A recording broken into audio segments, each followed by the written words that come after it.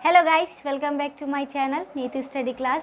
तो जैसा कि गाइस कल के वीडियो में हमने आइसोफोगस और सैलिवरी ग्लैंड्स के बारे में पढ़ा था, जो हमारे बक्कल कैविटी के पार्ट्स थे। आज हम पढ़ेंगे स्टमक यानी कि आमाशय, जिसमें हम जानेंगे कि हमारा भोजन कैसे पचता है, यानी कि हमारे स्टमक में पाचन कैसे होता है। तो स्टार्ट करते हैं।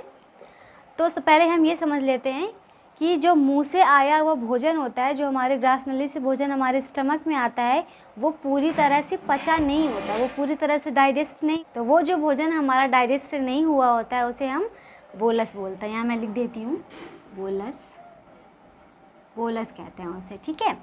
फिर क्या होता है, हमारा खाना स्टमक में जाता है।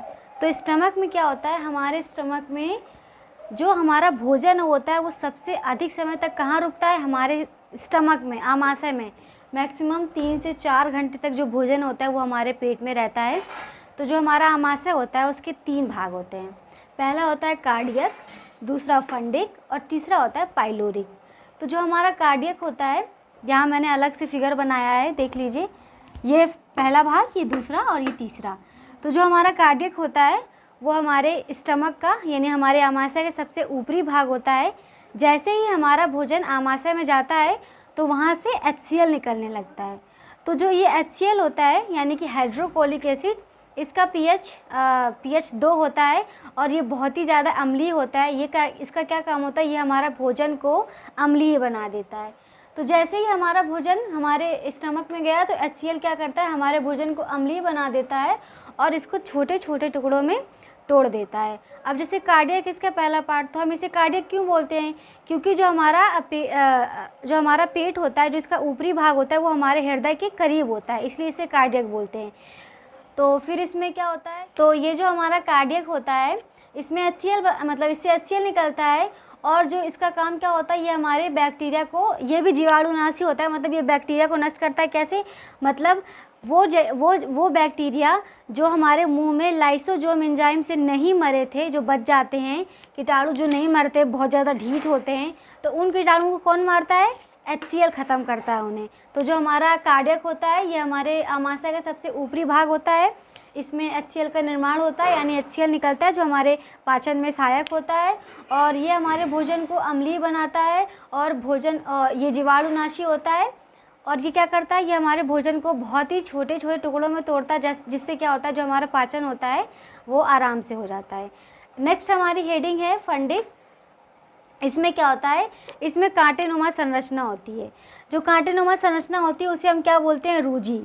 जो हमारा फंडिक, देखिए ये मैंने यहाँ बनाया, ये जो हैं ये कांटे हैं, इनमें क्या होगी, कांटेनुमा संरचना होती है, इसे हम रूजी बोलते हैं। ये क्या करता है, इसका काम क्या होता है, ये हमारे भोजन को रोके रखता है पेट में, ताकि हमारा भोजन रुके, अच्छे से डाइजेस्ट, इसके बाद वो कहीं छोटिया न जाए और हमारा डाइजेशन कंप्लीट हो। तो जो हमारा फंडिक होता है इसमें क्या होता है, इसका काम क्या होता है, हमारे भोजन को रोके रहने का काम करता है। कभी कभी क्या होता है, हम फास्ट रहते हैं, तो हम फास्ट में तो वैसे भी कुछ नहीं खाते हैं, तो खाली पेट के कारण जो हमारा पेट होता है उसमें अचानक से चुभन होने लगती है। तो वो चुभन क्या होती है, रूजी की वजह से होती है, क्योंकि ये कांटेनुमा संरचना होती है और ये जो रुएं होते हैं ये खड़े हो जाते हैं। इससे क्या होता है, हमारे पेट में चुभन होने लगती है। और HCl का मैं आपको एक एग्जाम्पल देती हूँ।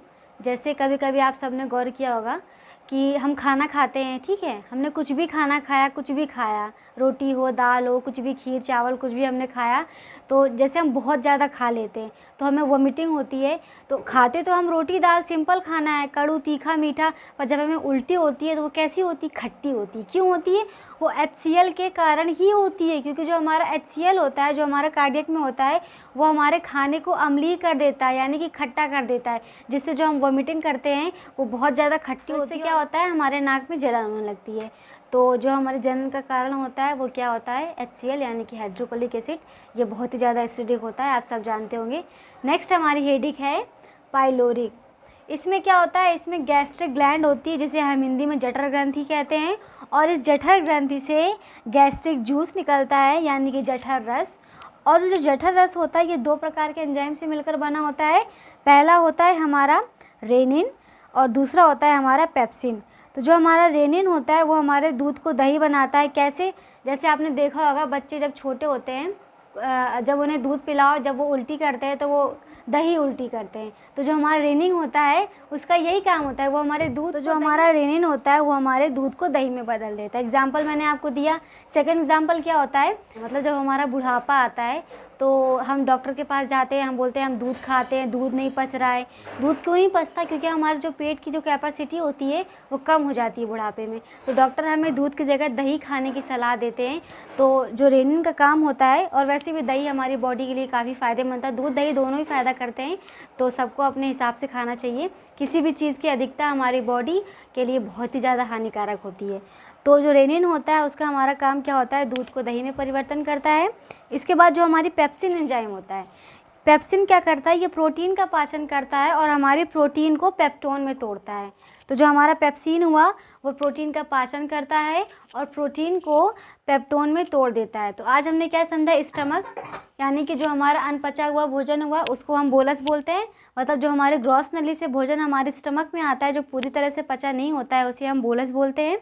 इसके बाद हमने पढ़ा कि हमारे स्टमक के 3 भाग होते हैं, कार्डियक, फंडिक, पाइलोरिक, और इन सब के वर्क हमने, आई होप गाइस मैंने जो आपको पढ़ाया है वो आपको समझ में आया होगा। तो ऐसे ही वीडियो देखने के लिए मेरे वीडियो को लाइक करिए, चैनल को सब्सक्राइब करिए, शेयर करिए, कमेंट करिए और बेल आइकन ज़रूर प्रेस करिए। Thank you.